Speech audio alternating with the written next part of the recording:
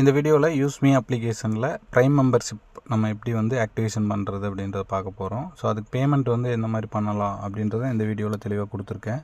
So skip பண்ணாமல் ஃபுல்லாகவே பாருங்கள்.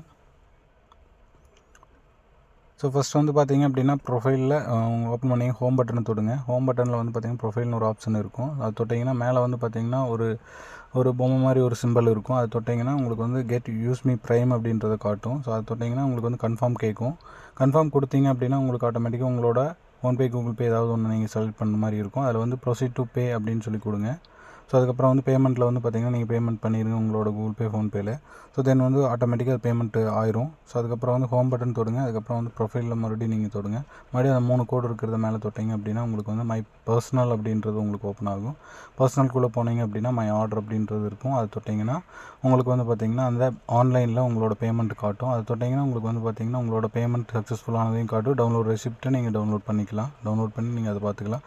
அப்புறம் வந்து பார்த்திங்கன்னா பேக் வந்தீங்க அப்படின்னா அகைன் வந்து பார்த்திங்கன்னா ஐடி கார்டு அப்படின்றது கொடுத்தீங்க அப்படின்னா உங்களோட ஐடி கார்டும் வந்துடும். அதையும் நீங்கள் டவுன்லோட் பண்ணிக்கலாம்.